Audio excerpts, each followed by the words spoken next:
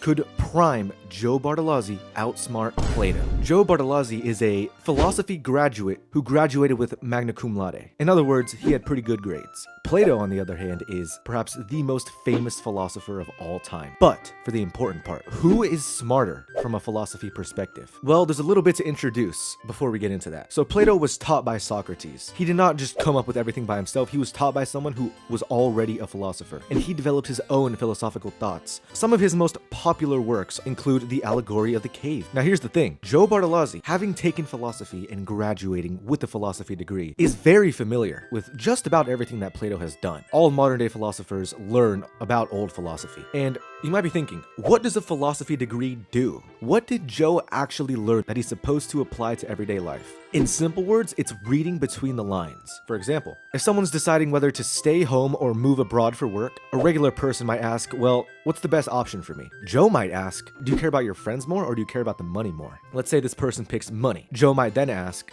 is the upfront cost worth it to you? Now this is a very boring scenario, but what I'm trying to tell you is that modern day philosophers are trained to read between the lines. They are trained to ask multiple questions for each question that already exists. So instead of answering one question, you're gonna divide it into three and answer all of those. And that is how you can get a specific pathway tailored for you. So how does that compare to someone like Plato from over 2,000 years ago, living in Greece, doing fuck all and eating grapes? Well, Plato had the advantage of having a lot of free time because there wasn't nearly as many distractions as there are today. Now, the observant among you may realize Joe has far more access to knowledge than Plato does, thanks to things such as the internet, so this would not be a fair comparison. So instead, we're going to compare real life scenarios that both of them could go through, that Joe, as someone with a philosophy degree, and Plato, someone who pioneered philosophy as we know it, would be able to debate upon. Situation 1. Let's bring back what we were talking about before. Should I move abroad for a great job opportunity, or should I stay where I am? Like I said, Joe might ask, do you value your loved ones more or do you value money more? Plato might ask, would the job benefit your character and would it help you live the life that you want? So we're comparing more of a rational side from a younger person who's taught to be more organized and orderly by a system, as opposed to someone who's never exposed to such system in the first place. Scenario 2. One partner gets into an argument with the other because one isn't spending enough time with the other. Joe might ask, what does enough time mean? While Plato might ask, when we spend time together, are we doing it just to fill a hole in each other's hearts or to build each other's character? Scenario 3. Telling a white lie. Joe's thought process might be to weigh the pros and cons. How much does it matter if I lie to this person? How significant is the lie? What if they find out? Plato might ask, does saying any kind of lie pull me away from virtue? Does it make me a shittier person, to put it bluntly? Rather than is saying a white lie convenient, is it disrupting the fundamentals of my morals? Joe, among all philosophy graduates, is taught to be logical, rational, and look between the lines. Plato was never confined to such rules. And science tends to say that 25 years old is when the brain fully develops. Plato lived to 80, he had plenty of time to think. Joe's not even 25 yet. Hell, I would argue, if you ask Joe himself, he would say, well yeah, I've been on this planet for such an insignificant amount of time. It takes years, decades to hone in an opinion. You can't expect me to be super in depth on these kinds of things, especially off the rip, and not allowing me to think for minutes, hours, days. So I think it's safe to say from all of this, no,